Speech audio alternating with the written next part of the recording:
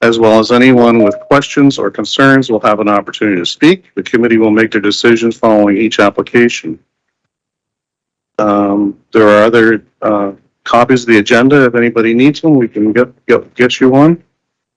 In order to be kept advised of a possible appeal to the local planning appeal tribunal, you must request that you be sent a copy of the committee's decision on the application. The decisions are final if there are no appeals 20 days after the committee decision.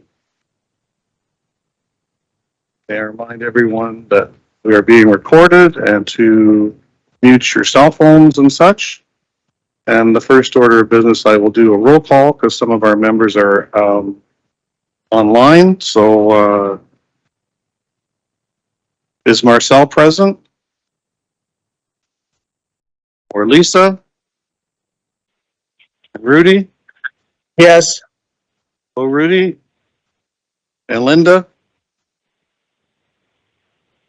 You're muted, Linda. Yes, I'm here. There you go. Thank you. And myself. And so that gives us enough for a quorum. So the first order of business is to determine if any members, excuse me, have any disclosures of pecuniary interests when considering any of the applications. Are there any disclosures of interest? Anyone? Okay, then being none. Have all the members received the minutes of the previous meeting? Are there any errors or omissions?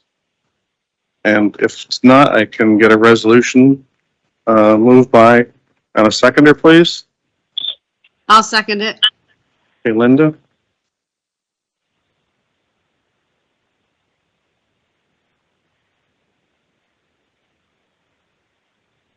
So moved by Rudy, seconded by Linda. The minutes of the Committee of Adjustment meeting held Wednesday, November the 16th, 2022 be adopted, circulated. Our first application to be considered is file number BNPL 2022316 in the name of 2861884 Ontario Inc. And the planner can give the report, please. Thank you. Through you, Mr. Chair. An application has been received to sever a parcel having a frontage of 13.72 meters, a depth of 21.5 meters, and a lot area of 294 square meters, and retain a parcel having a frontage of 19.4 meters, a depth of 19.60 meters, and an area of 420 square meters as the creation of a new lot within the urban area. The subject lands and retained lands are designated urban residential in the official plan and are zoned R2 in the zoning bylaw. In 2016, the subject lands received conditional approval under consent application BNPL 2015-226 and relief from the zoning provisions under minor variance applications ANPL 2015-224 and ANPL 2015-225 from the Committee of Adjustment on February 17th, 2016. The previous consent application has lapsed, and as a result, the conditions were not satisfied within the timeframe. All lot deficiencies were addressed through the previous minor variance applications that I just mentioned in 2015. And just for clarity, the minor variance applications were seeking relief from provisions within the urban residential R2 zone for both the severed and the retained lands. Staff are of the opinion that the application is consistent with the provincial policy statement and conforms to the Norfolk County official plan and zoning bylaw. And staff support this application and recommend that it be approved subject to the attached conditions. Okay, thank you. Is there an applicant or agent on in attendance? I'm just going to say we'll get back to you in a sec. Okay. Just wanted to see if you're here. Does the committee have any questions of the planner?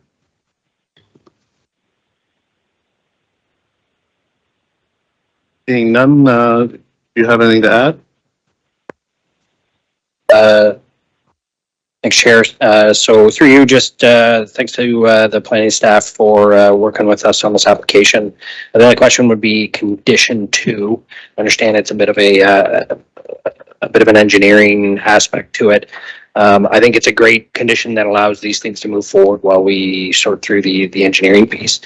Just any light on what that process would look like? Would it just be the building department knows that allocation is available, or do we need a specific letter from the GM of Environmental Services, GM of Environmental and Infrastructure Services? Through you, Mr. Chair. So it's my understanding that it would require ultimately, like as you said, it's development engineering could place the condition. I truthfully, I would have to defer to development engineering to see what their requirements are in terms of how that condition will be met. Okay. Is that something you can work through? Yeah, I As mean, we it's go? not insurmountable. It's just a matter of working through it as we go. Okay, all right. Is there anyone present? So you've got, that's everything you need to, Yes. okay. Is there anyone present that wishes to speak to this application?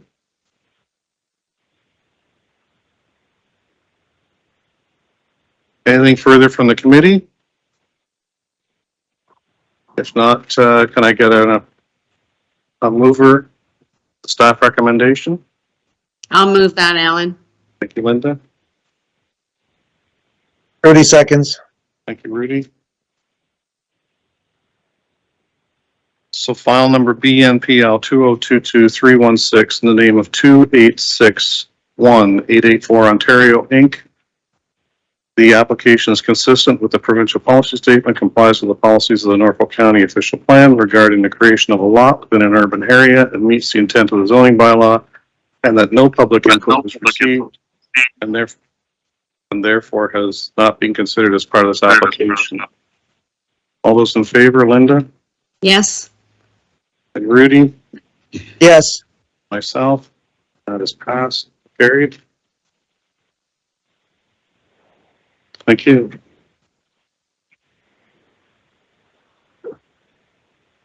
So next up, we have file number ANPL 2022317 in the name of Gerard Engineering, and the planner can give the report, please.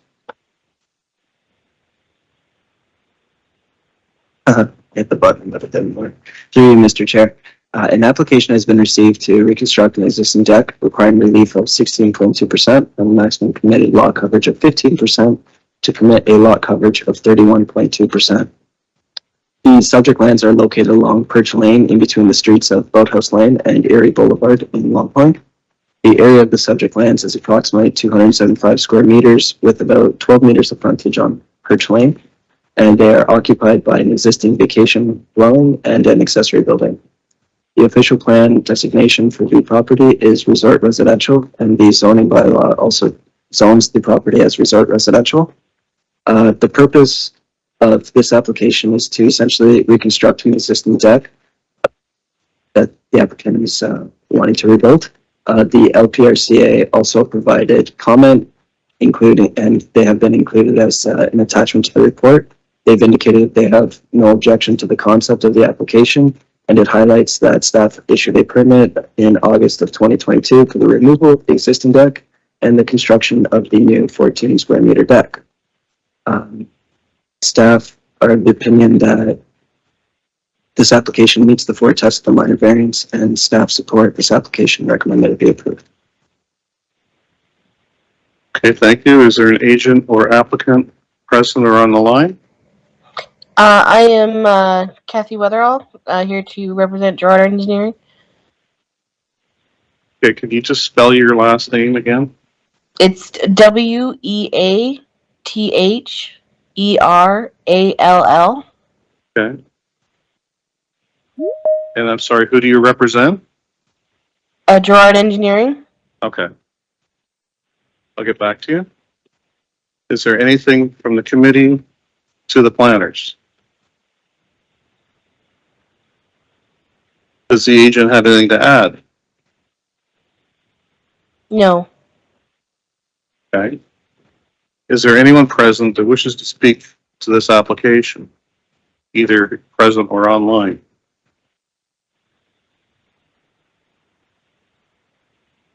Okay. Can I get a motion from the committee, please? Rudy moves I'll move approval, Mr. approval. Chairman. Okay, Rudy. Seconds. I'll second it. So file number ANPL 2022317 in the name of Gerard Engineering. In accordance with section 45(1) of the Planning Act, the requested relief is considered appropriate for the proposed development, minor in nature, maintains the general intent of the official plan and the zoning bylaw, and that no public input was received and therefore has not been considered as part of this application. All those in favor, Rudy Yes. and Linda, Yes. myself, that is carried.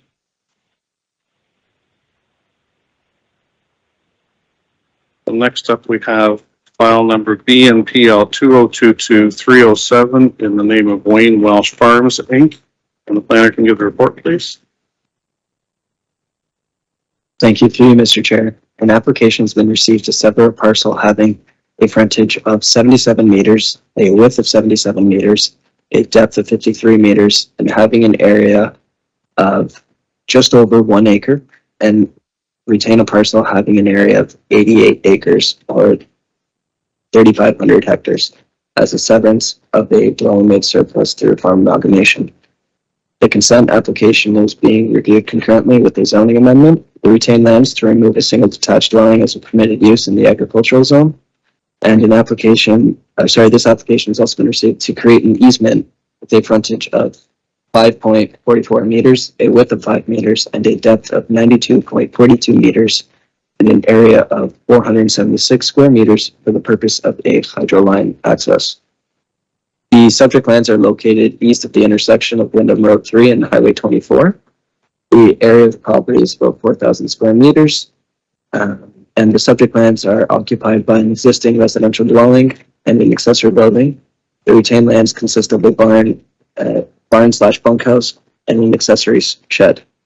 The official plan designations include agricultural designation, and a portion of the property is designated hazard land. The zoning bylaw zones the property as well agricultural zone, and a portion of the property is on hazard land. The application indicates that a hydro easement would be required for hydro line access. It is staff's opinion that the easement is minor in nature and appropriate because the hydro lines that exist on the retained lands cross over the subject lands in order to service the barn and the retained property. As such, an easement is required to maintain the viability of the farmland and ensure the long-term use of the lands be retained is not compromised. Staff are of the opinion that the application is consistent with the policies of the PPS and conforms to the official plan as it relates to the consent to sever policies in the agricultural designation. Staff support this application and recommend that it be approved subject to the attached conditions. Okay, thank you. Is there an agent or applicant in attendance or online? Okay. Does the committee have anything for the planner?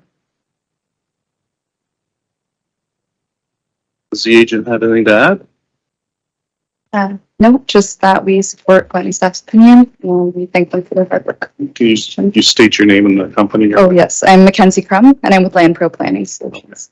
Thank you. Is there anyone present online or in person that wishes to speak to this application?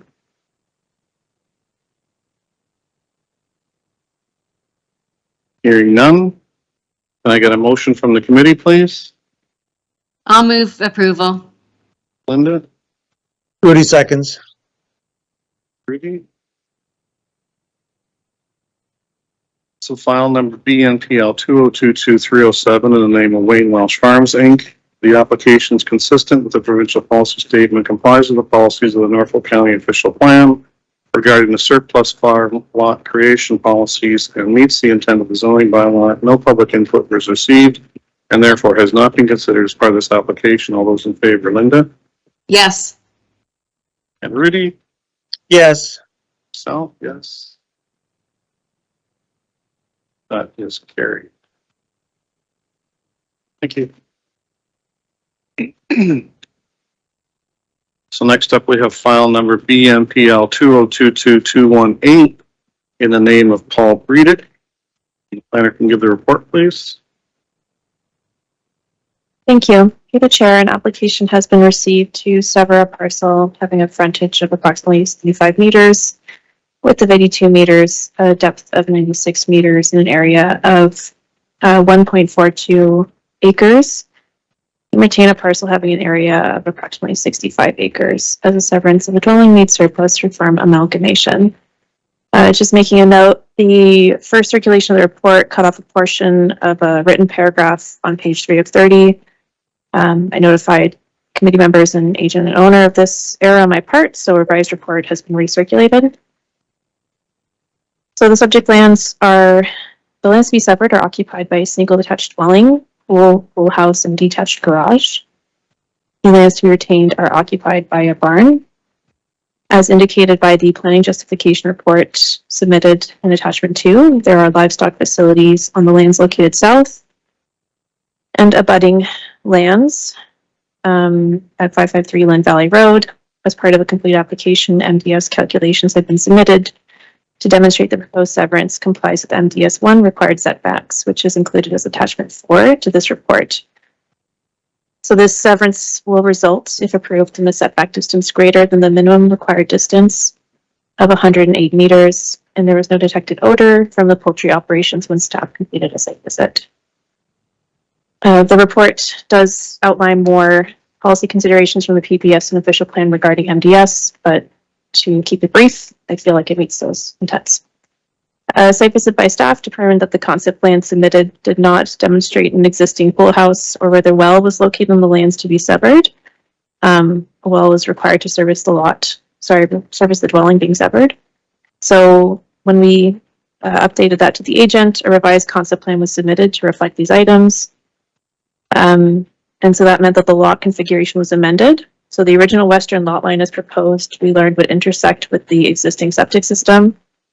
And then the amendment also had the effect of changing the lot configuration from a square 1.2 acre lot to be kind of a regularly shaped 1.42 acre lot. So the original concept plan, which is included, there's a picture of it in my report, was circulated to departmental staff and agencies for comment, which are in the report today. But as a courtesy, staff reviewed with departmental staff and just confirmed that the comments that we see today for the original concept would not be amended as a result of the new concept plan. So just making sure that's clear. The subject lands are designated zone predominantly agricultural, with portions designated zone hazard land. The LPRC has submitted a comment indicating there's no objection to the concept of the proposal. Section 1.1.1A of the PPS indicates healthy, livable, and safe communities are sustained by promoting efficient development and land use patterns. Section 2341C of the PPS outlines that residences surplus to farming operation are permitted, provided the new lot will be limited to a minimum size needed to accommodate the use and appropriate sewage and water services. And further, that intent is reflected in the official plan. So my report outlines in full requirements of section 722B, 732CI, 9632CII. To summarize broadly, the key items when it comes to consents require that it demonstrates the severed lot will not adversely affect the operation or viability of the farm. The severed lot will be an appropriate size for the intended residential use as determined in the zoning bylaw, shall minimize the amount of agricultural land removed from active production, and that the creation of the lot does not compromise the long-term use of the remaining land or retained parcel. And the size of the parceling created by consent should be appropriate for the uses proposed, considering the levels of services available, soil conditions, and other factors. So all that to say, planning staff have added a proposed condition for the committee's consideration, which required the applicant to adjust the northern lot line so that lot line that's closest to the well located to the rear of the lot. So bring that in closer to the rear yard setback from the detached garage to the minimum as required by the zoning bylaw, and to drill a new well on the lot to be severed. So the existing well can be retained with the farm, and then essentially support those policies I outlined in my report and just now. So we reached out to the applicant and agent to ask if there's amenability towards that. My understanding at this time there is not, so they may want to speak to that condition. Other conditions include standard ones from the building department regarding fire separation and septic system compliance. And from the development engineering department regarding a new entrance, GIS department is required a new civic address be obtained for the retained lands.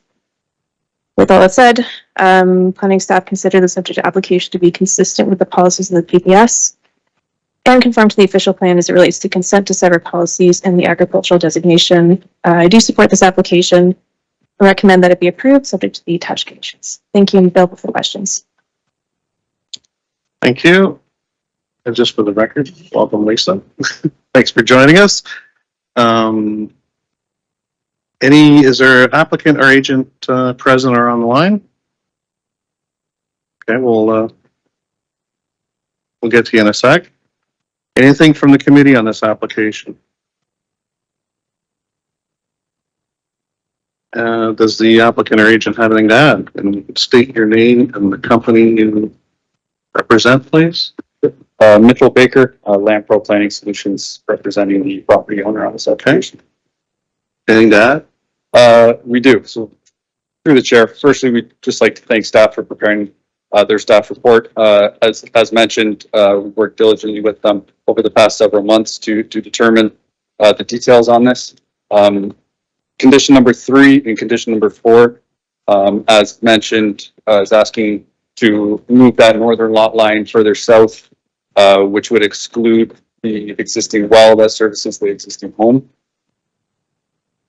This would essentially sever an unserviced property as it would exclude that existing well, which leads into condition number 4, which requires us to drill a new well on the severed land.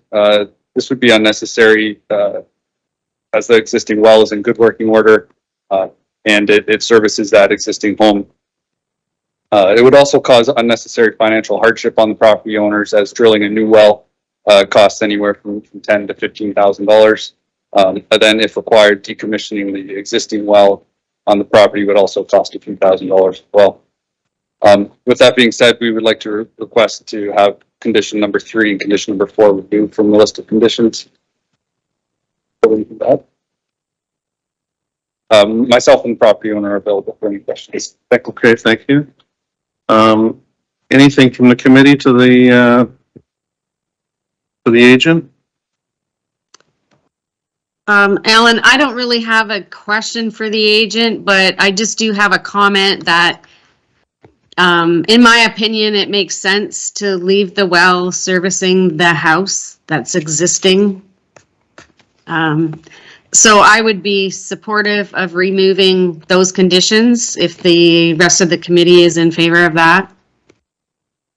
Okay, thank you. Would planning staff like to comment? Thank you. Through the chair. No, not this time. Sorry? No comment at this time. Okay, thank you. Through the Lisa, go chair, ahead. do we have an age on the well that's in existence?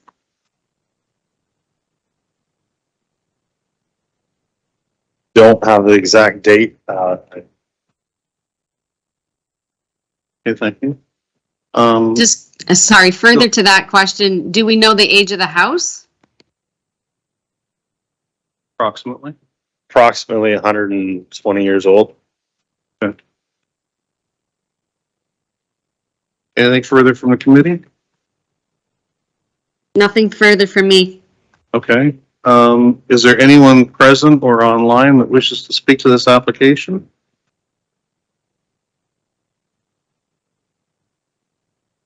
Hearing none, can I get a motion from the committee? I'll make a motion that we approve with the removal of those 2 conditions. That was 3 and 4, right?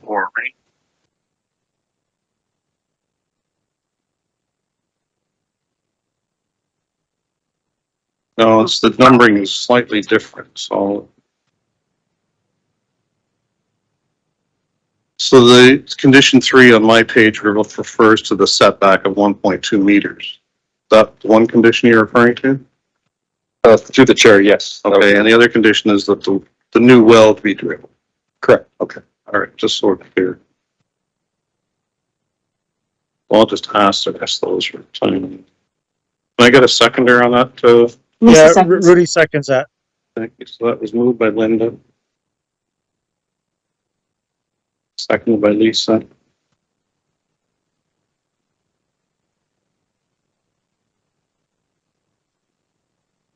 Okay, so, Linda moved, so file number BNPL 2022218, moved by Linda, seconded by Lisa.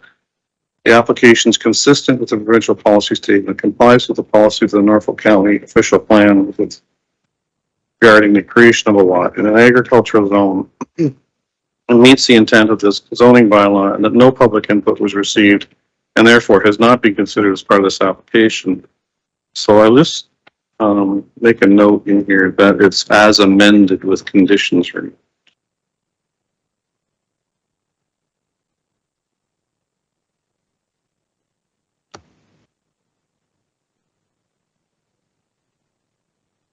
That was 3.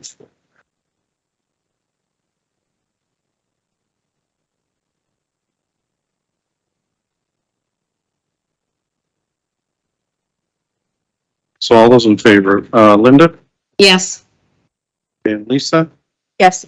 and Rudy? Yes, So that's carried. Thank you. Okay, so that clear on that. Thank you. Oh, there's some.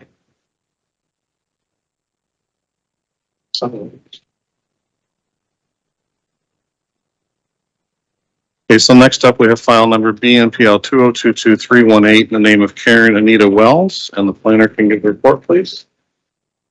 Thank you. Through the chair, an application has been received to sever a parcel having a frontage of approximately 1.8 meters, a width of 1.8 meters, a depth of 49 meters, and an area of 91 square meters, and retain a parcel having an area of 913 square meters as a boundary adjustment.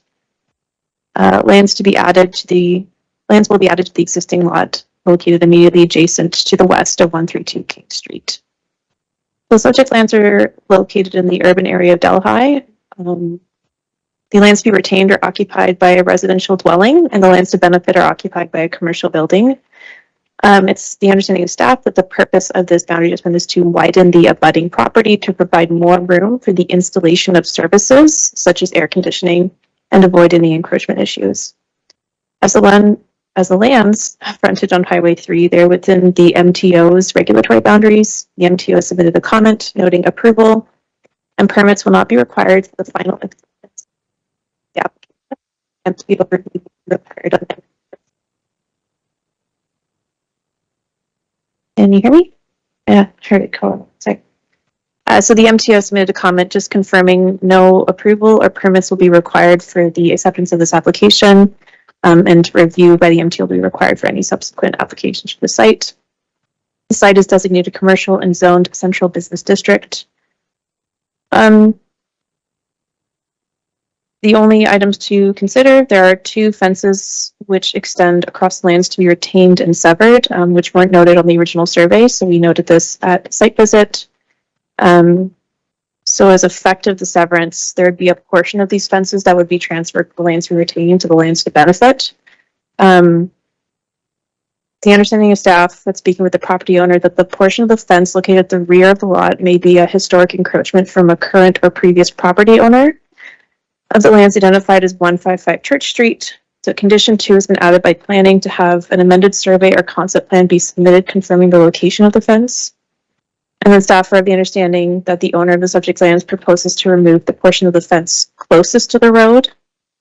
So condition number 3 has been added by planning to remove that portion of the fence abutting the front lot line, which was erected by the property owner. And the intent of this is just to ensure there are no future disputes regarding responsibility of maintenance, repairs, demolition, etc. The zoning department submitted a comment noting that a plastic shed is showing on the map, which will have to be removed because it intersects with the lands to be severed. This has been integrated in condition number 3, and my understanding after discussing these proposed conditions with the agent and the owner that they are amenable to these items. Planning staff consider the subject application to be consistent with the policies of the PPS and official plan as they pertain to consents to sever, and recommend for approval subject to the attached conditions. Thank you. I'm available for questions. Okay, thank you. Is there a plan? Is there anything from the committee? Is there an applicant or agent on the line present? Anything to add?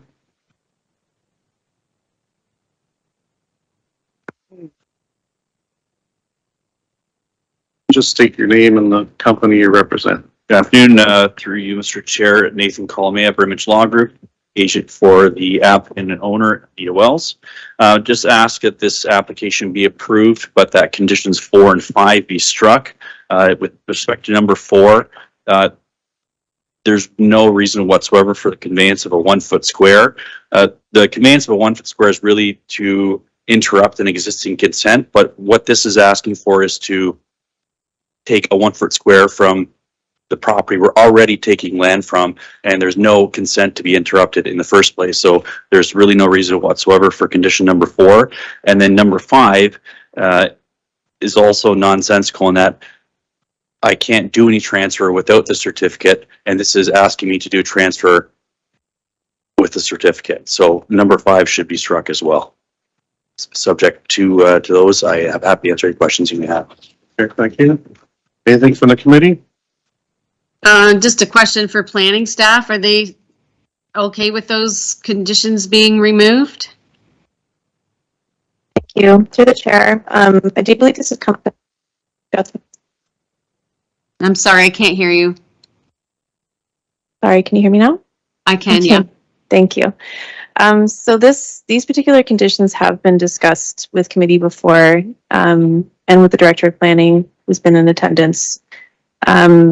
My understanding of these are very standard conditions for boundary adjustments that are required to facilitate the transition of land.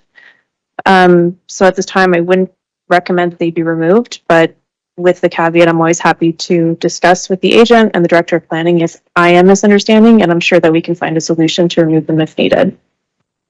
Thanks. Okay, how are Okay. you with that? No, they need to be removed. Conveyance of a 1 foot square really should be rare. It shouldn't be. This is the exact same issue. If you recall, there was the Howe application I was before you on a few months ago in Turkey Point.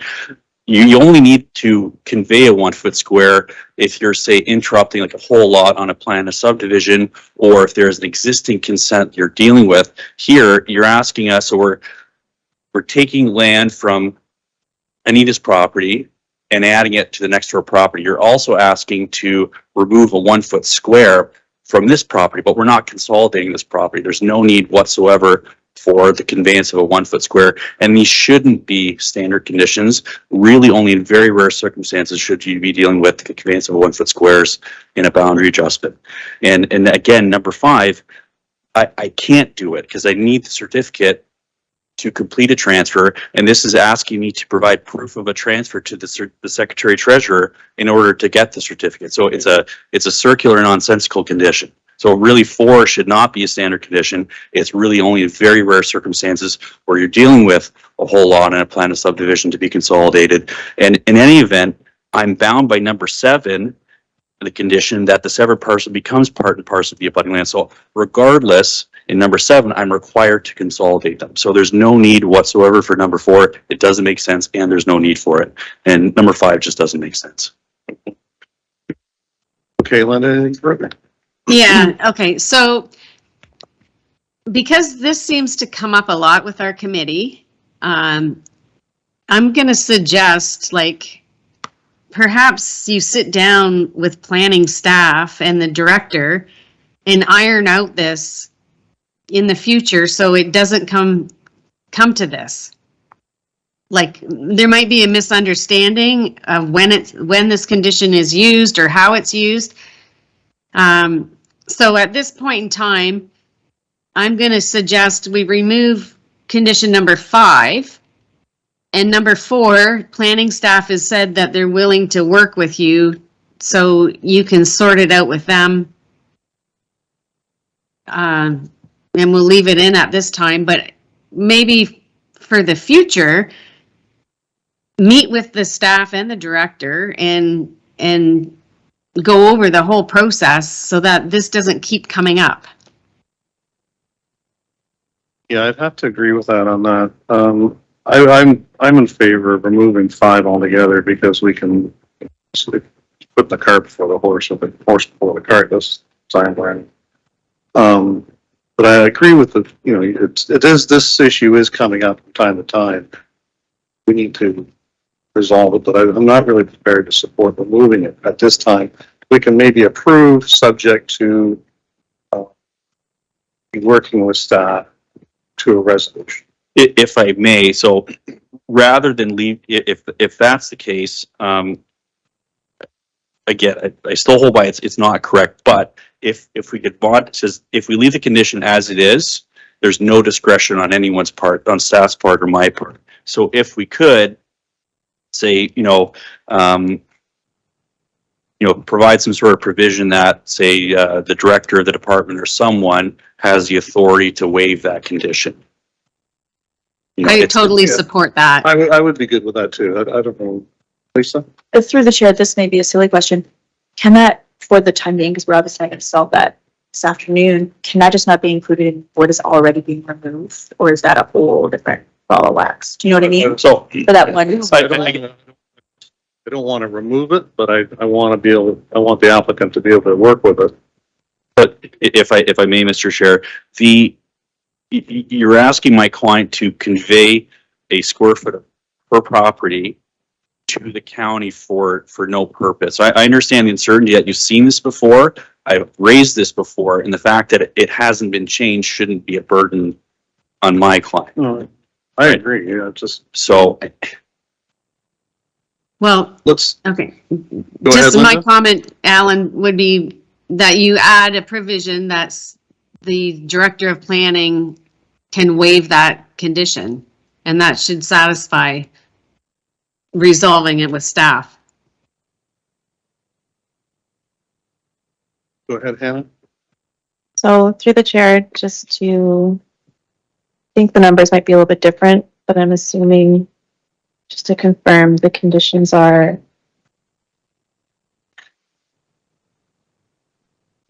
actually. The conditions are regarding the boundary adjustment. These are standard conditions which are circulated in advance of the meeting. The agent and owner are always welcome to reach out to planning staff to request assistance, gain clarification on the purpose of these conditions. The intention is not to be onerous. It can be as simple as an email to planning staff, myself and the director included, requesting that be removed. Always happy to find a solution if they're not required, but at this time, they are seen as standard conditions. Thank you. Okay, thanks. Yeah, so the numbering on decision is the one square is condition number 4.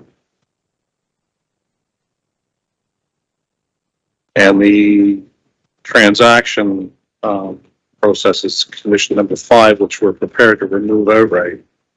So Those are the same in my report here. they are okay. Yeah, Well, because sometimes they are different. Yeah, fair enough. Okay, so anyway.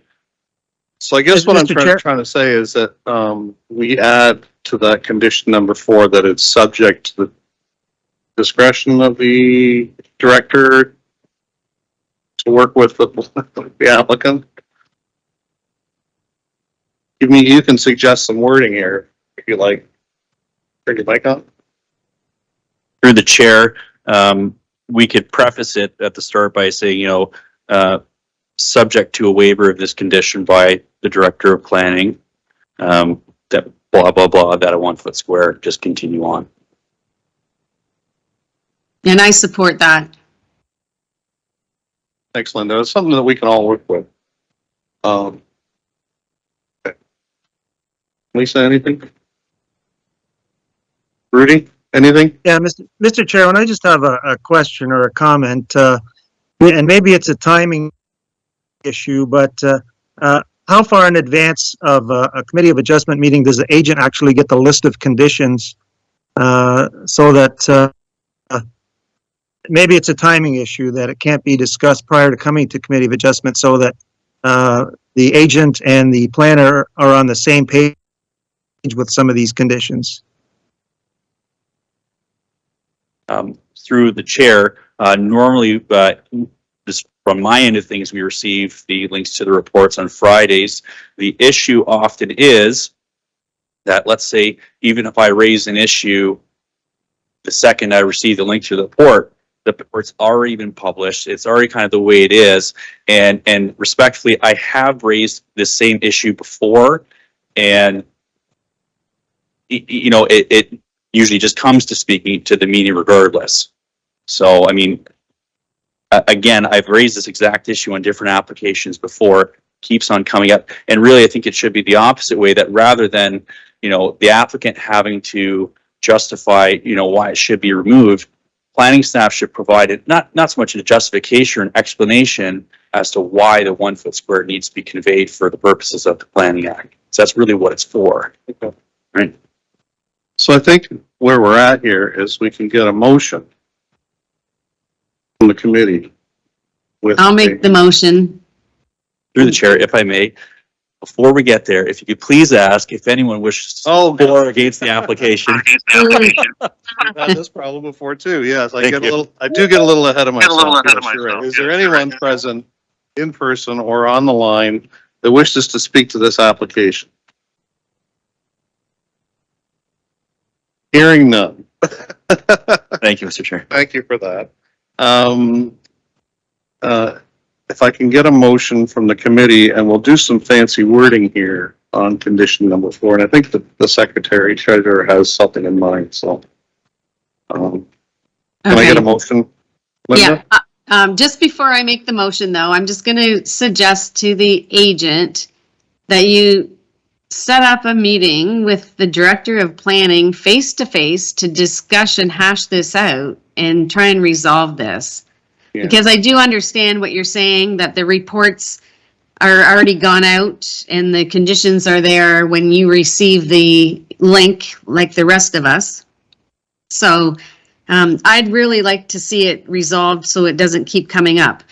And that being said, I'm going to make a motion that we approve it, subject to condition number 5 being removed and subject to condition number 4 be amended as per our discussion. And I think the secretary treasurer has some wording that she can insert in there that will satisfy both parties, if you're good with that. Okay, Thank you. so I will just make a note on the application that it's as amended.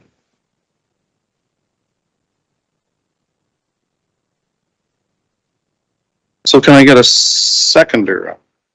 Rudy seconds. Thank you, Rudy. So file number BNPL 2022-318, the name of Karen Nita Wells. This application is consistent with the provincial policy statement, complies with the policies of the Norfolk County official plan regarding the boundary adjustment in the downtown designation, meets the intent of the zoning bylaw, and that no public input was received and therefore has not been considered as part of this application as amended, with condition number 5 removed and number 4 is going to be amended to the satisfaction of all concerned. All those in favor? Linda Yes. and Rudy Yes. and myself, Lisa. Yes. Thank you.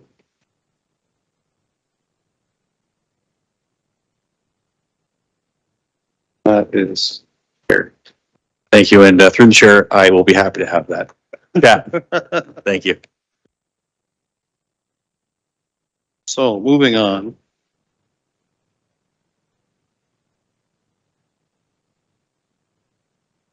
We have file number ANPL 2022-277 in the name of Dave Kazaz.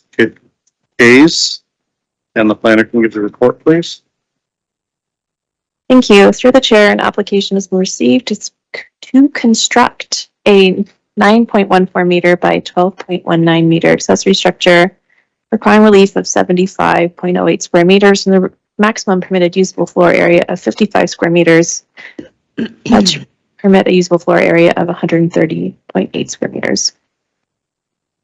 And 2.02 meters to the maximum height of an accessory building of 5 meters to permit a height of 7.02 meters. The subject lands are in a regularly shaped lot that are designated urban residential and hazard land and zoned R2 and hazard land. They are occupied by a duplex and 2 accessory storage sheds. And the lot backs onto kind of a pond and wooded area. There's an image of that integrated into my report. The subject land's existing hazard land zone boundary was recently modified to facilitate the construction of an accessory structure for residential uses, which is the subject of this application, and not for an accessory residential dwelling unit. A copy of the memo has been attached as attachment 2. As the lands are within the LPRCA's regulatory boundaries, their comment regarding the subject application has been attached in attachment 1. They concluded that as the proposed development is a non-habitable structure, there is no objection to the concept of this application. A permit will be required from the LPRCA, provided the following requirements are met. A, there is no risk of structural failure due to potential hydrostatic/dynamic pressures. And B, there is no habitable floor space below the elevation of the regulatory flood. Planning staff have worked with the agent and owner to accommodate some considerations on working with neighbor sightlines of the surrounding area, which is why the building is placed on an angle. All that to say, staff have reviewed the proposal and find it meets the 4 tests of a minor variance and recommend it for approval. I'm available for questions. Thank you. Okay, thank you. Is there an agent or applicant present? Welcome, Mary. Is there anything from the committee to planning staff? Does the agent have anything to add? I just wanted to say the owners are here as well. Okay. And thank you very much to staff and the Conservation Authority for recognizing that this area is higher elevation in the Lynn River Valley and it's outside of the flood area. So that was the initial work that was really important to have done. And so we'll proceed your approval. Any questions? Is there any member of the public that wishes to speak to this application, present or online? Hearing none, is there anything from the committee? Can I get a motion from the committee? Rudy moves approval.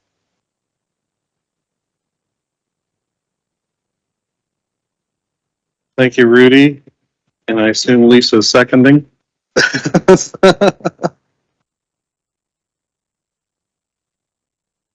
So file number ANPL 2022277 in the name of Dave Kays. In accordance with section 45(1) of the Planning Act, the requested relief is considered appropriate for the proposed development, minor in nature, maintains the general intent of the official plan and the zoning bylaw, and that no public input was received and therefore has not been considered as part of this application. All those in favor, Lisa? And Rudy? Yes. Linda? Linda, you're muted. Sorry. I got it. Sorry, I was muted. Yes, I'm in favor. Okay, thank you. And so that motion is carried.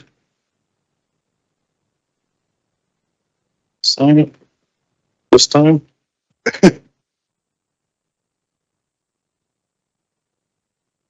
so next up we have file number AMPL 2022296, the name of Tom Leach, and the planner can give the report, please. Thank you. Through you, Mr. Chair. An application has been received to construct an accessory structure requiring relief of 33.82 meters from the minimum rear yard setback of 39.5 meters to permit a decreased rear yard setback of 5.65 meters and relief of 28 meters from the minimum rear yard setback, from the minimum rear setback of 4 meters from the stable top of slope to permit an accessory structure that is 24 meters in front of the stable top of slope for a relief of 28 meters. So the subject lands are located at the south side of Elm Park Road and back directly onto Lake Erie. The area of the property is about 2,225 square meters with about 31 meters of frontage on Elm Park Drive. The subject lands are occupied by an existing dwelling.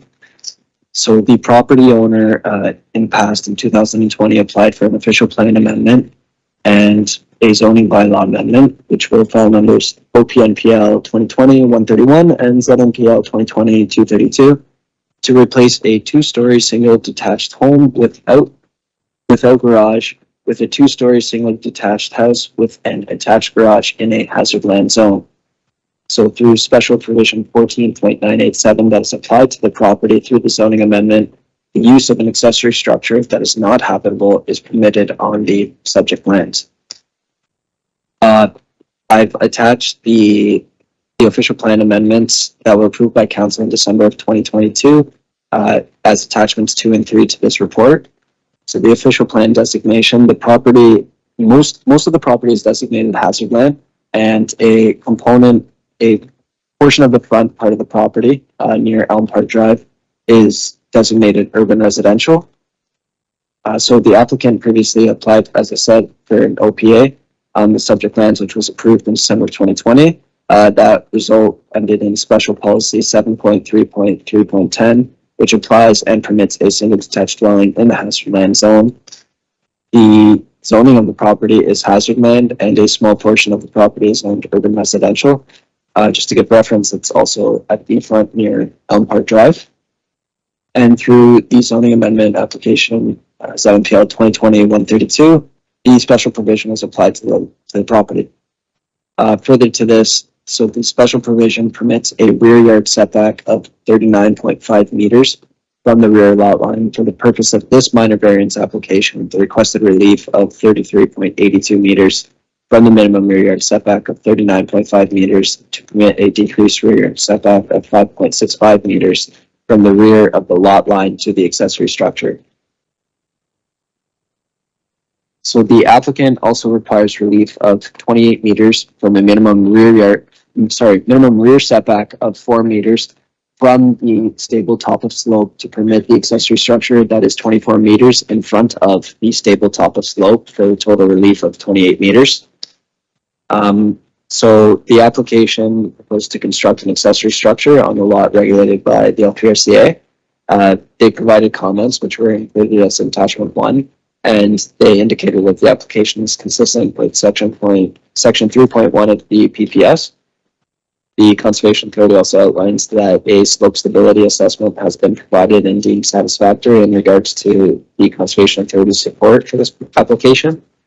It was also determined that the proposed structure, patio, and landscaping would not negatively impact the stability of the slope, and that the application is within the Lake Erie shoreline flooding and erosion hazard. However, the application should not have any negative impacts towards flooding or erosion of the shoreline. And the Conservation Authority also indicated that a permit approval was obtained earlier this year for the proposed works. And the full LPRCA comments can be found in attachment 1. To conclude, the proposed application to permit an accessory structure in the hazard land zone meets the foretested minor variance, and staff support this application and recommend that it be approved. Okay, thank you. Is there an agent or applicant present? Okay. Does the committee have anything for the planning staff? Does the agent have anything to add? Okay, thank you. He's just stating for the record that he's supporting it. Is there anyone present online or in person that wishes to speak to this application? Okay, hearing none, can I get a motion from the committee? Lisa moves to approve.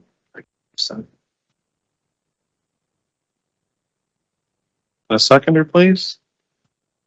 I'll second that. Thank you, Linda.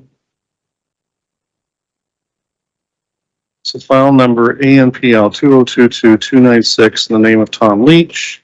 In accordance with section 45(1) of the Planning Act, the requested relief is considered appropriate for the proposed development, minor in nature, maintains the general intent of the official plan and the zoning bylaw, and that no public input was received, and therefore has not been considered as part of this application. All those in favor, Lisa? Yes. And Rudy? Yes. Linda? Yes. So that motion is approved.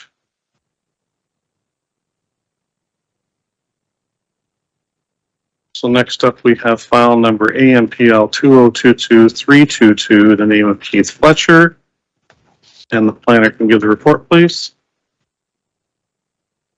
Thank you.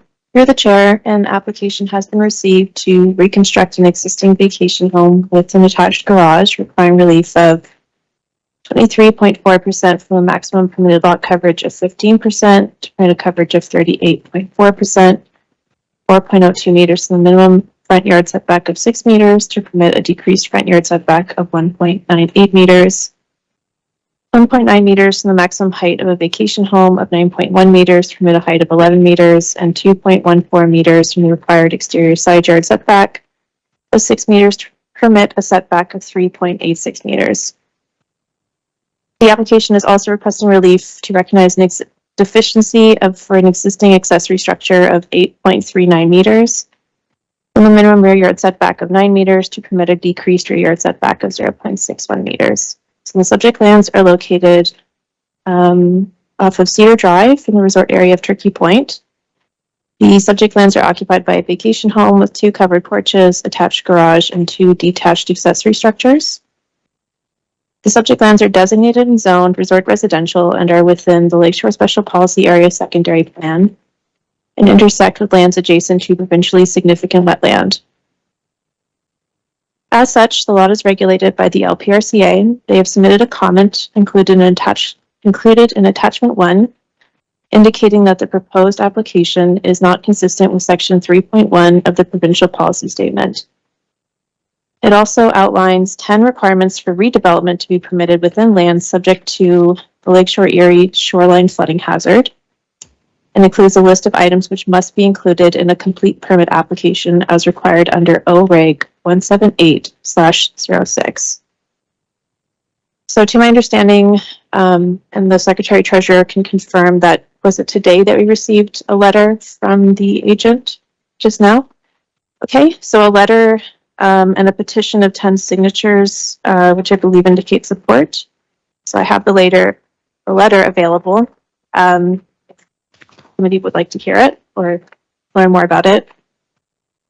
Page 4 of my report outlines key considerations in the Lakeshore Special Policy Area secondary plans. So to review, it highlights Turkey Point is experiencing a trend towards new buildings that are greater in size than the traditional cottage form. These larger and more finished structures are altering the community character from rustic resort towards a typical residential community. A compounded increase in the massing of cottages will reduce the amount of open space around each cottage and impact the overall sense of openness of the landscape and create overshadowing. You can tell it's the end of the day, sorry. The community design guidelines also discussed many facets which are included in the zoning bylaw. And these include lot coverage, setbacks, and height. And those are articulated and outlined in greater detail in my report. So as with previous reports, I conducted some desktop research of other developments on Cedar Drive to determine if the requested relief reflects the current surrounding character along Cedar Drive. So for this report, as a change, I summarized my findings with visual aids, which are included as attachment to the report. And I believe I included a presentation as well. Yeah, keep going. Just here. So just for transparency, the study area is about 0.6 kilometers along Cedar Drive from Ordnance to Reserve Street. So these are the area that I looked at through desktop research. And with any research, there are limitations and strengths. So, for example, limitation is this is just a portion of the Turkey Point area. It doesn't account for duplication. So in some instances, there are multiple lots with multiple applications. It doesn't include some like qualitative types of research. So like looking at architectural drawings and doing like a long pedestrian review, walking through the area, and reflects applications only available digitally. But the strength of this approach is it focuses on a single street that is accessible to the pedestrian scale. So what one would see as they walk down Cedar Drive. It complements the policy framework that I've noted earlier, which we reviewed for minor variances, and also integrates previous planning reports, and above all, offers a transparent resource for committee members to consider how we evaluate whether the proposal reflects the current context of a neighborhood character. So to take you through, this is just an excerpt of the applications I looked at along Cedar Drive, like just an Excel sheet. The right-hand column describes the proposals that Committee of Adjustment would approve, and the gray denotes items that are unavailable digitally. And if we like graphs, then this just shows what that looks like in 1 year and 5-year increments. But all that to say is that these applications span over 40 years, which means they span over zoning bylaws and municipalities. What we can see today is there's 19 years of digital records available within the study area along Cedar Drive. So 45% of the total data, so from today to 19 years ago, is available digitally, which encompasses 11 applications. So of those, 12 applications available digitally, I looked across the items of relief that this application today is requesting. So you'll notice the areas in gray denoted NA for not applicable. They don't contain any items of relief that are applicable today. So today we're looking at lot coverage, front yard setback, exterior side yard height, also rear yard setback for that existing structure, which I'll attend to later. And that means that of those 12 applications, only half of them contain items of relief that are relevant to today. If we break that down further, we find that 5 out of 6 applications request a lower amount of relief for lot coverage. 2 out of 2 applications request greater relief for the front yard setback. 2 out of 3 applications request greater relief from the exterior side yard setback. And of the 1 application that requests height, they request a lower amount of height. Keeping in mind that this was, at the time of application, the zoning bylaw was a bit different. So the max height wasn't 9.1 meters, it was, I think, 7. And when looking at lot coverage, just noting that of the 5 out of 6 applications which requested a lower amount of relief for lot coverage, so 1 application proposed a lower amount of coverage, which was refused, and 1 application proposed a higher amount of lot coverage, which was approved. And my report outlines, having reviewed the planning reports at that time, the reasons for why that is. So you'll find that those cases are a little bit different, a little bit unique. And if you want to learn more about that, you can read my report. So what does that conclude? Planning staff are of the opinion that the front yard and exterior yard setback reflects the range of other applications that we've seen in the Cedar Drive area. And to my opinion, it reflects the intent of the Lakeshore Special Policy Area Community Design Guidelines when we consider what those policies highlight, which is amenity space and parking. I think that's fine. But what I don't feel is that the height and the lot coverage reflects the surrounding character of the area or the intent of Lakeshore Special Policy Area Community Design Guidelines or the zoning bylaw, which reflects the importance of protecting resort areas from compounded increases in building footprints and height, protecting areas from overshadowing the sense of openness and impact on overall cottage form and character. So to conclude, in reviewing current planning policy, the site, the application, and comment from the LPRC, I conclude that this does not reflect a minor request and doesn't meet the 4 tests of the minor variance. Thank you, and available for questions. Okay, thank you. Is there an agent present, applicant? Okay, thank you. We'll get to you. Anything from the committee, please? Hi, Alan. Go ahead, Linda.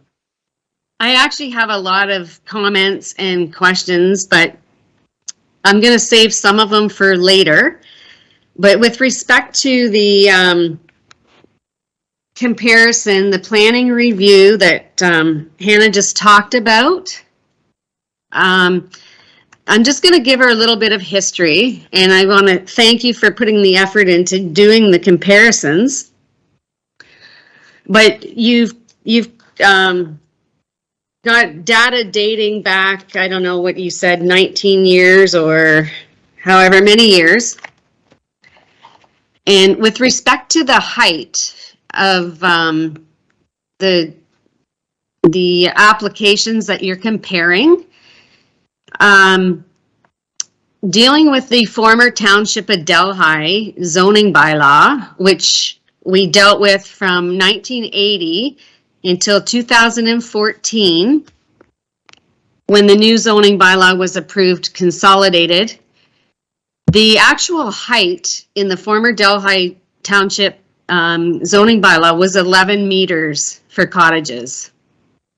So for 34 years in Turkey Point, property owners were permitted to construct buildings or cottages, not accessory buildings, but cottages, 11 meters high.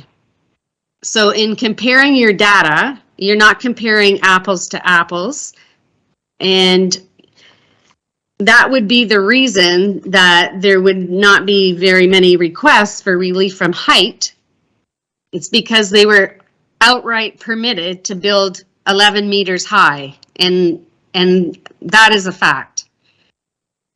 Now, you made a comment about one application, and that it was requesting relief. It was 1 meter, and you commented that the height at that time was 7 meters. Well, it may have been 7 meters. You might be referring to an accessory structure as opposed to a cottage. Because when the zoning bylaw changed from the Township of Delhi, 11 meters, the new Norfolk County zoning bylaw changed it to 9 meters.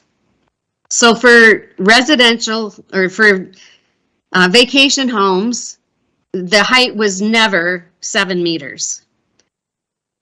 So I think there's just a bit of, maybe some history that you weren't aware of, and the changes in the previous zoning bylaw to today. But the data that you're comparing with regards to height, I feel is not correct. And that's just my comment to start off with. And I have some more that I'll comment on later. Okay, thank you. Yeah. Really? Yeah, thanks for clarifying that.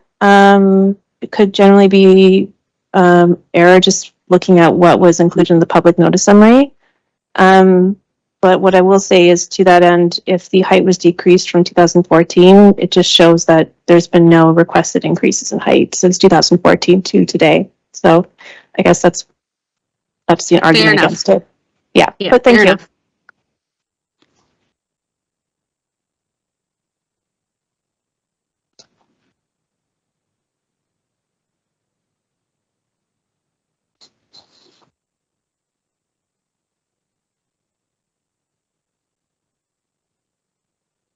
Sorry, Linda, do you have anything else? I'm gonna wait until we hear from the agent and any public comments, and then I do have more comments actually. Okay. The agent has anything further to add? State your name and the firm you represent, and you have, I guess, the applicant with you. Sir. Okay. Good afternoon, Chairman. My name's Keith Fletcher, and my wife Katie from 324 Cedar Drive. My friend Paul Emerson is here to help me along today. I just like to start off, I guess, introduction. We've had the cottage since '92 for 30 years. It's about a 70-year-old cottage right now, very out of date. We just like to construct a 2-story cottage that just goes with what everybody else is doing down there. In accordance with the neighbors, which I have a letter with 10 of my neighbors signing it, giving them their approval of everything. It has all the variances on the letter and a picture of what we're going to do, and they all agreed to sign to it. I've adhered to all the site triangles on the corner. It's not overshadowing anybody. The dead end street where the side lot is, there's only 6 houses on the street. it doesn't really seem like it's, if you see on the picture, the size of the side lot, when it comes up there, that there's no way it's overcrowding onto the street. It's consistent, the building, with lots of other structures on Cedar Drive, and that's, I'll just let Paul. Maybe before you go any further, let me interject and ask a question. Of the 10, people you got signatures from, was one of them the immediate property owner to, I guess that would be the east? Or as you look at the front to the left of the Yeah, property? that's Salvatore, Okay, 322, Salvatore's number 4 signature. Right, very next door neighbor. okay, that's, Okay, okay. yeah, and then the two right across the street. Because it is a corner lot Yeah. and, yeah, okay. Yeah, the very next door neighbor. The only one I wasn't, direct neighbor wasn't able to get a hold of is the one behind me. He's in Toronto and he's not in the best of health. I haven't seen him. Okay. All right, so you've solicited pretty much the immediate neighborhood. Yes. Okay. Put that up there. Thank you, Mr. Chair, members of the committee and staff. I'm a friend of Mr. Fletcher's and I have some planning background, so he asked me to just help him with a bit of this. As he said, we're working with an existing situation. The lot is the lot that's there now. It's one of the typical Turkey Point lots. And what he's proposing is really consistent with what's taking place throughout the whole Turkey Point area. I know that in Hannah's, that the area she looked at, she didn't catch any of those because that's what it was in that stretch. But around the corner on Ferris Street, there's all kinds of redevelopment. Just on Ordnance Street, there's all kinds. Just down Cedar a little farther, there's all kinds, and a number of these have larger lot coverage than what Mr. Fletcher's asking for. I'm just going to say here, he has an existing lot coverage of 31.3%. He's proposing 38.7, but he has agreed to remove the existing shed. We've just been talking about this. We can confirm all these numbers, but that's approximately 4%. So it takes it down to a 34.7% lot coverage, which is about 4% greater than what's lot coverage now. On the front yard setback, his cottage is right on the road, like right, just a little bit of setback, right on the road allowance. So he's proposing to go back almost 2 meters, 1.8 meter. So it's going to be further back than the neighboring cottage, and it'll be an improvement to what's there now. Side yard setback, he's going to keep it the same as the existing with the garage, 3.87 meters. Sorry. On which side? Oh, sorry, on the one. So as you look at the structure now. On the right. Okay. On the right. On the left-hand side, he's not asking for a variance because he is going to meet the side yard setback there. I think Anna would have to help me with that. I think it's 1 point some meters for interior side yard. So he's maintaining the existing. He's maintaining that, yes. All right. On the exterior side yard to the right, facing it, he's 3.87% or 3.87 meters now with his garage. He's going to maintain that. And as you move closer to Cedar, he's stepped it all back further away from Walmsley Street to provide the triangular sight lines that are required in that area. And there, as you can probably see from the initial picture that was put up, that showed the big yellow sign and everything, there's a very wide road allowance. I know it's not Mr. Fletcher's property, but it's a wide road allowance. And like he said, there's only 6 other cottages access that. It's extremely unlikely that would ever be a widening of that road. So it doesn't look visually, it's not a problem from a visual perspective, at least. Height, yeah, there's been a lot of discussion. One member was discussing it, but it is consistent with the neighbor on the left-hand side. He has a large 2-story house. And Keith went around and got letters of support from everybody in the immediate area. But just the one gentleman on the other side of Walmsley Street, who he knows quite well, but they haven't been able to get hold of them, but they're quite a ways away. the bottom line here, we feel it's a positive aesthetic upgrade to the streetscape. He's going to provide 2 additional parking spaces. Parking is a premium along there and along Cedar. So he's going to go to 4 from the 2 that are there now. And it, as I said earlier, it's very consistent with lots of redevelopment in Turkey Point. It seems to be what's taking place. And we feel it would have a positive economic impact. With respect to Long Point Region Conservation Authority, he hasn't completed the detailed plan yet of the cottage. However, he will have to meet the 176.8 meter grade that you have to meet, and he's fully prepared to do that. He has room to do that. As far as the safe access goes, I can just say I spent my whole career working for the Grand River Conservation Authority as a planner and then sort of CAO, but I'm quite familiar with the safe access policies. And I know that the Long Point Conservation Authority, though it was just a recommendation in the letter, when we go for our permitting process, it's been the practice of Long Point Region Conservation Authority to issue permits because of, like, there's all kinds of redevelopment took place last summer and so on. They all require permits. They're all in the same boat with respect to safe access, and the rationale that conservation authorities in situations like this are providing, although technically it's not consistent with the provincial floodplain policy. If there's a safe haven provided, i.e. the building is up above the flood levels, and if there's a robust flood warning system, which there is, Norfolk County has been working with the Conservation Authority, that would offset that threat, so to speak. But that's something for the Long Point to ultimately decide, obviously, and he'll need a permit for that. So sorry to take so long, but yeah. We got the gist of going with here. Anything from the committee to the agent or applicant?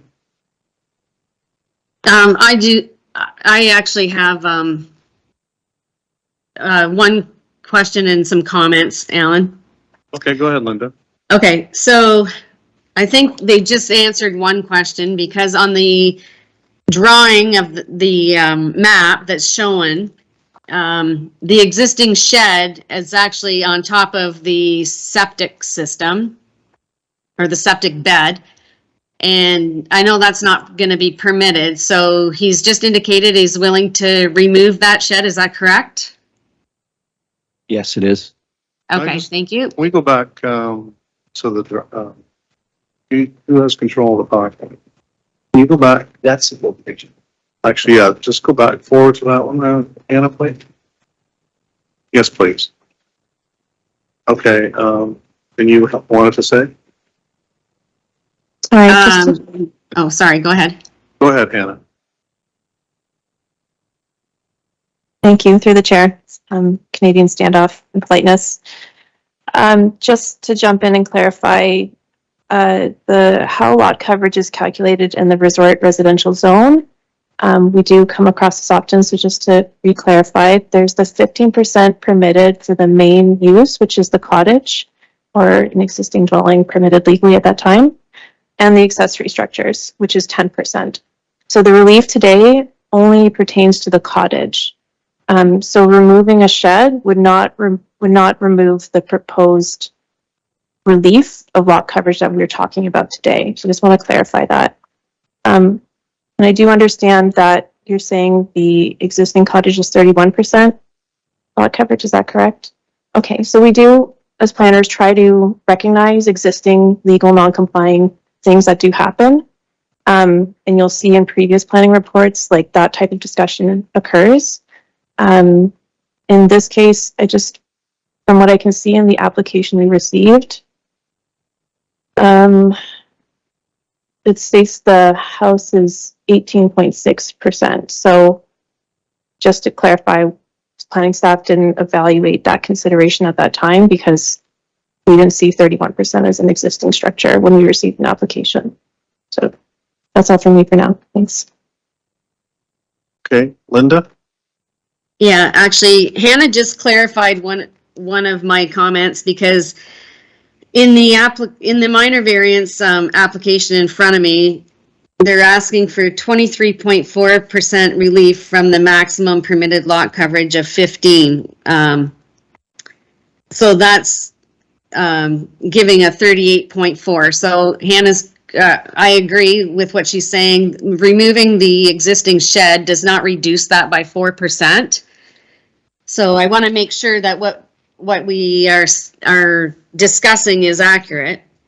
So it actually is the 38.4%. However, one of my pet peeves is that if a property owner has a cottage and a garage separated, they're allowed 15% for the cottage plus 10% for the accessory structure. So that's kind of a pet peeve because these people are being penalized for attaching their garage to the cottage, which reduces it from what would normally be 25 if they were separated to now 15 only. So that's just something that I feel is not right in the zoning bylaw. And the next time they do a consolidated zoning bylaw, I will, or a comprehensive review of the bylaw, that's something I will probably be raising because I don't think that's fair and I don't think it's appropriate, but that's just my opinion. So one of my comments. And then just with regards to the whole, do they have the drawing back up there? If you look at the drawing, so the new structure is actually moving back further from the road. So the front yard setback is actually an improvement on what's there now. They're providing parking on site, and we deal with a lot of applications, particularly recently. I recall one where properties weren't able to provide on-site parking. And so, I mean, that's a bonus for this, or a positive in this application, in my opinion. I haven't heard that there's any objections from neighbors, but we've got letters of support. The side yard setback, the drawing actually indicates that it's further, although the agent said it's going to be the same as the existing garage. So regardless, the measurement, I believe, is correct in what they're asking for. So that won't change. So overall, I'm prepared to support the application. And with regards to the Long Point conservation comments, the agent pointed out, and that would have been my comment as well, is that in order to get a building permit, they are going to have to satisfy any of the conditions or requirements from the Long Point Conservation Authority. So that, to me, shouldn't prevent us from approving this application. And with regards to the lot coverage, I feel that, I mean, I live in Turkey Point and I'm familiar with some of the other applications. I took the time to actually review some, and we've actually approved more than the 38.4%. And there's been quite a number of them, actually. They just didn't show up in the area that the planning staff did the comparison or the review on. And even tonight, we approved one in Long Point for 31.2%. That was our second application that we approved tonight. The only thing that I'm going to suggest, well, the two things I was going to suggest is removal of the existing shed, which they've already indicated they would do. And even though I know height is always an issue, and even though for the last 34 years prior to the Norfolk County zoning bylaw, they were allowed 11 meters, I'm going to ask the applicant if they would be agreeable to reducing the height from 11 to 10. So that's a question for the applicant. Okay, and Burning with the bars. okay, Yeah, basically, yes. Yeah, we'd be good with that. The reason why we went with the excess there is with the grade, we don't really know where our grade will be. We don't want to say the house is only going to be this high and then find out that we're a foot short at the Right. end. Right? We only plan on building a 2-story structure. But we need to make sure that when we get it up there, it's not going to be too high once we get it there, right? okay. So yeah, the 10 meters, yes, we'd be okay with that, yes. Planning staff, any comment? Thank you. Through the chair, just to clarify, hopefully I can address all the points brought up. So we discussed the front yard setback and the parking, just to confirm, front yard setback, parking, and also exterior side yard setback were not a concern of staff for the subject lands before or at this time, so no problem there. One item I neglected to note, and this is a comment from the zoning bylaw administrator, my mistake, was the amount of requested relief for the back shed. So it states 8.39 from the minimum rear yard setback of 9 meters to decreased rear yard setback of 0.61 meters. They clarified that only a 1.2 meter setback applies for accessory structures. So whether you choose to remove the garage or keep it, for the committee's consideration, the wording might need to be amended to reflect that. If we don't, then as it is today, would permit a cottage to be built all the way for that setback of what's written down to the low. So just to clarify. Okay. Anything else?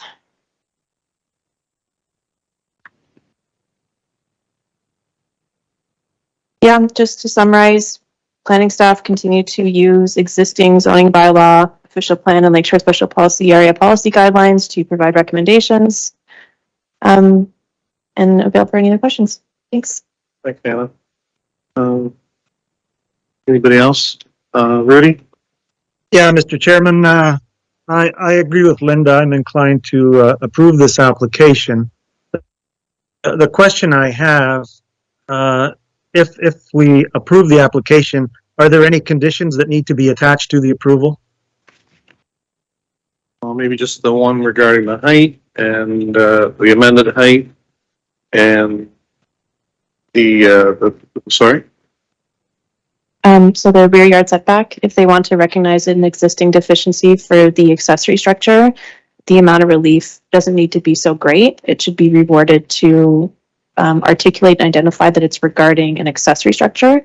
Okay. The way it is today, it would refer to the existing cottage, and it would permit an existing cottage to be built to where that shed is. Right, I understand. Thanks. I understand what she said. Okay, so does that answer your concern, Rudy? I mean, there were no conditions in the original report, so that's why I asked the question. If we approve it, are there any conditions that need to be attached? Does there need to be a condition attached in terms of LPRCA, or is that just a formality that in order to get a permit, you have to satisfy them anyways? Yeah. Yes, that's true. You need to get a permit, you have to get LPRCA approval anyway, so. Yeah, we can add those to the application. So Lisa, Alan, just a sorry. second, I'll give Lisa a chance to. Oh, sorry. Through the chair, I just wasn't certain. Are we intending to move the shed, or is it a yes, we plan to move the shed? Yes, the shed will be Okay. removed. Thank you for clarifying. Okay, so going back quickly, Rudy, that satisfies you, we'll add those conditions? Yeah, yes, Mr. Chairman, that will satisfy me, yes. Okay, thank you, Rudy. Linda? Oh, I was just gonna say, so there would be two conditions. One being removal of the shed and one being the reduction of the height from 11 meters to 10 meters. But before I make any motions, we need to hear from the public. Okay, thank you. Yeah, you're right. Well, is there anyone present, either in person or online, who wishes to speak to this application? Hearing none. Anything final from the committee? If there's nothing else, then I'm going to make a motion, Alan, that we approve the application subject to the removal of the existing shed and subject to the reduction in the height from 11 meters to 10 meters. And Lisa will second that.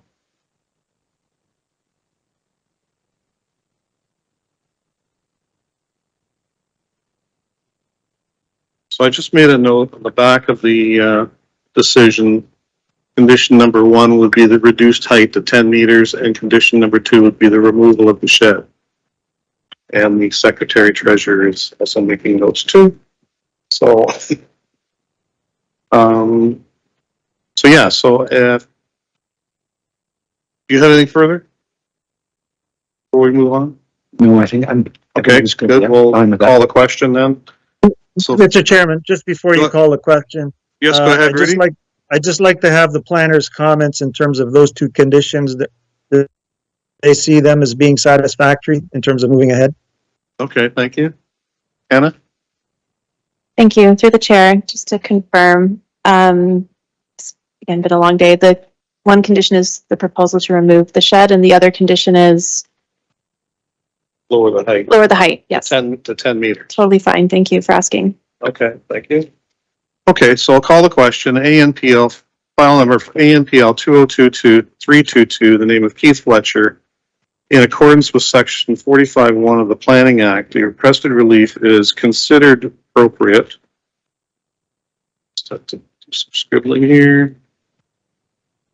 Is considered appropriate development for the subject land and is minor in nature and does maintain the general intent of the official plan zoning bylaw, and that no public input was, well, I guess we did have a public input because we had a so-called petition, which really isn't a petition. Public input was received and therefore has been considered as part of this application as amended to conditions on the back. All those in favor, Linda, Yes. and Rudy, Yes. and Lisa, Yes. myself. That motion is carried. And so,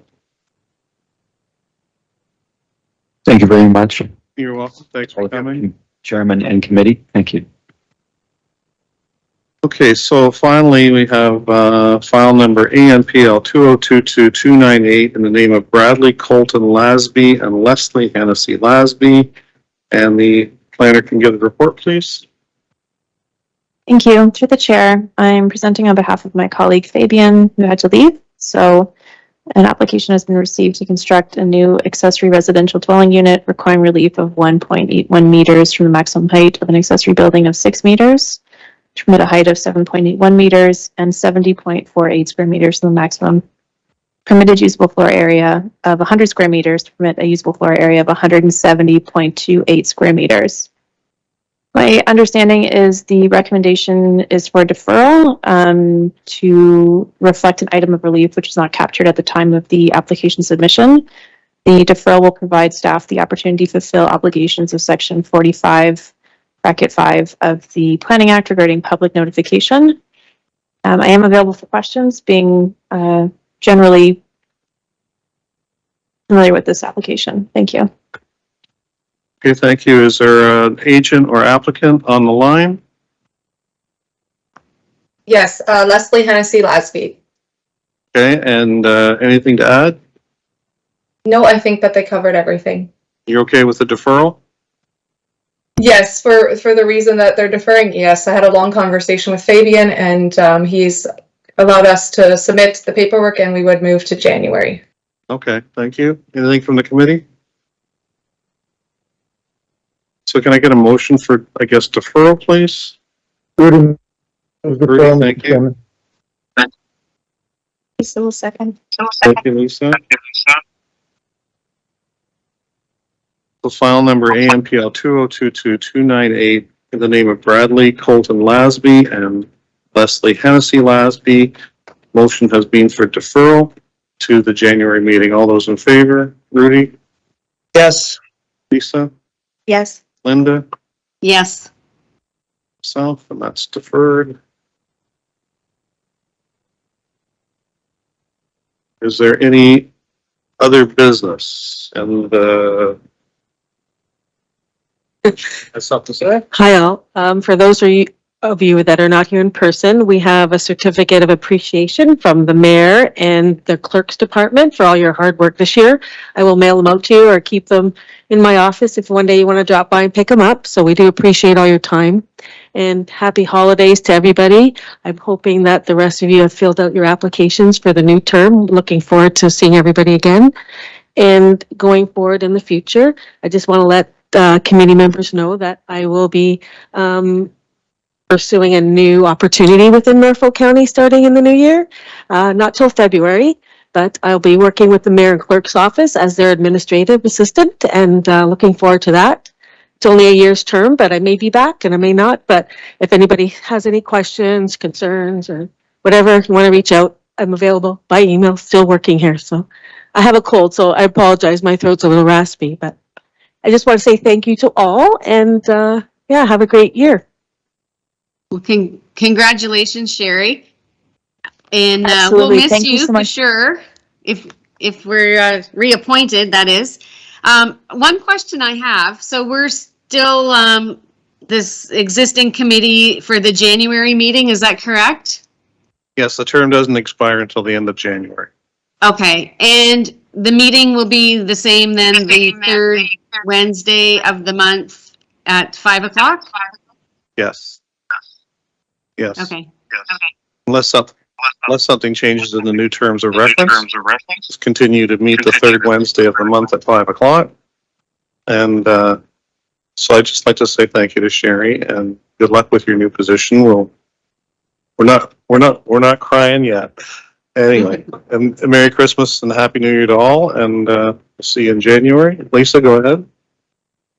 Same message. Thank you so much, Sherry, for keeping us in line here, and good luck with all you do, and Merry Christmas, everyone. Thank you. Rudy, you're on mute. Rudy, you're on mute. Mr. Chairman, I want to echo the previous sentiments by other members of the committee and wish Sherry all the best in her new position. She has been very efficient at her role as Secretary Treasurer for the Committee of Adjustment, and I hope whoever her replacement is can be as efficient as she has been. And further to that, I just want to wish the rest of the members of the committee a very Merry Christmas and a very happy and prosperous, blessed New Year. Thank you. Thank you. And so Thank just one more final piece of business here. I need a motion to adjourn. Rudy I'll make does the that. motion. Rudy Oh. moves. And Linda seconds. Yep. And all those in favor say aye, and I'll say aye. Aye. Aye. It's 4:38 in the PM. Thank you. Good night. Good night. Good night.